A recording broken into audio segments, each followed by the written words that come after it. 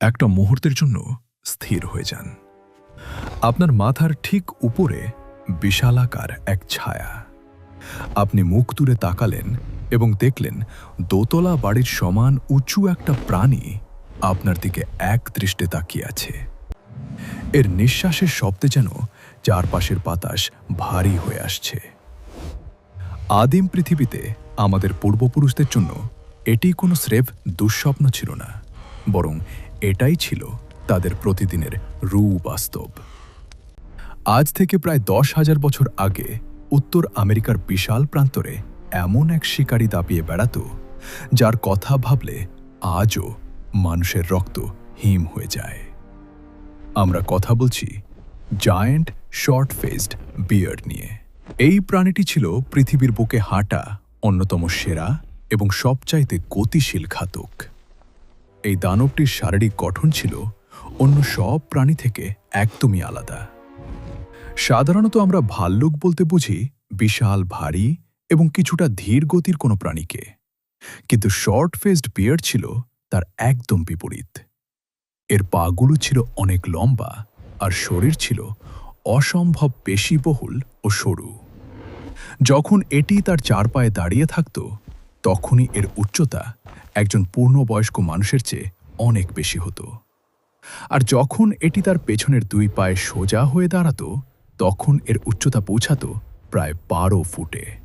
অর্থাৎ আপনার বাড়ির দোতলার জানলা দিয়ে এটি অনায়াসেই উঁকি দিতে পারত। শুধু উচ্চতাই নয়, এর গতি ছিল পিলে চমকে দেওয়ার মতো।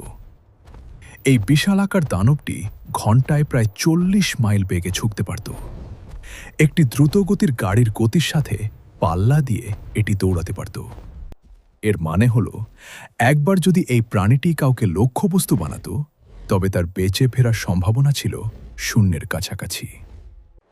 এর নাকের ছিদ্রগুলো ছিল অস্বাভাবিক চওড়া, যা একে দিয়েছিল এক অতি প্রাকৃত ঘ্রাণ শক্তি।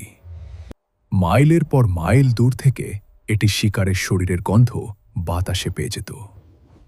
আমাদের আদিম পূর্বপুরুষেরা যখন প্রথম উত্তর আমেরিকায় পা রেখেছিল, তাদের জন্য সবচাইতে বড় চ্যালেঞ্জ ছিল এই প্রাণীটি। তখনকার মানুষরা ছোটখাটো পাথর বা গাছের ডাল দিয়ে আত্মরক্ষা করার চেষ্টা করে, কিন্তু যার ওজন ছিল প্রায় 2000 পাউন্ড, তার সামনে এই অস্ত্রগুলো ছিল নিতান্তই খেলনার মতো। এই ভাল্লুকটি কিন্তু অন্য 5টা ভাল্লুকের মতো অলস ছিল না। এটি ছিল এক উচ্চ ক্ষমতা সম্পন্ন শিকারী, যে তার শিকারকে ক্লান্ত না হওয়া পর্যন্ত মাইলের পর মাইল তাড়া করে যেত। এই দানবটি আদিম মানুষের চলাচলের ধরনকে পুরোপুরি বদলে দিতে বাধ্য করেছিল। মানুষ তখন একা চলাফেরা করার সাহস হারিয়ে ফেলেছিল। বড় দল বেঁধে 100 বা 200 জন মিলে আগুনের মশাল নিয়ে তারা ঘুরত। কিন্তু তবু রাতের অন্ধকারে যখন এই 12 ফুটি দানবটি গর্জন করে উঠত, তখন সেই ফ্যালো শব্দে সবার বুক কেঁপে উঠত। বনের ভেতর দিয়ে হাঁটার সময় প্রতিটি পাতার মড়মড় শব্দ মানুষের মনে ত্রাস সৃষ্টি করত, কারণ তারা জানত ঝোপের আড়ালে লুকিয়ে আছে এক জীবন্ত যমদূত। বিজ্ঞানীরা এর কঙ্কাল পরীক্ষা করে দেখেছেন যে এর চোয়ালের কামড়ের জোর ছিল অবিশ্বাস্য। এটি আস্ত একটি বিশালাকার পায়সনের হাড় মুহূর্তের মধ্যে গুঁড়ো করে ফেলতে পারত। এর মুখটা ছিল দৈর্ঘ্যে কিছুটা ছোট, যা একে আরও ভয়াবহ এবং নিখুঁত আক্রমণ করার ক্ষমতা দিত। এমনকি সেই সময়ের অন্যান্য শক্তিশালী শিকারী যেমন সাবারটুথ টাইগারও একে এড়িয়ে চলত, কারণ কোনো মৃত শিকারের দখল নিয়ে লড়াই হলে এই ভাল্লুকের সাথে জেতা ছিল প্রায় অসম্ভব। এটি ছিল সেই সময়ের অঘোষিত রাজা, যার সামনে পুরো প্রকৃতি স্তব্ধ হয়ে যেত। কিন্তু এত শক্তিশালী হয়েও এই প্রাণীটি কেন পৃথিবী থেকে হারিয়ে গেল?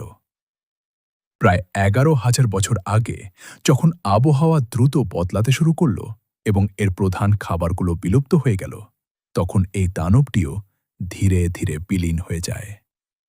আজ আমরা হয়তো নিরাপদ শহরে নিশ্চিন্তে বাস করি, কিন্তু কল্পনায় যদি সেই আদিম অরণ্যে ফিরে যাই, তবে আজও আমরা সেই ভারী পায়ের আওয়াজ শুনতে পাব।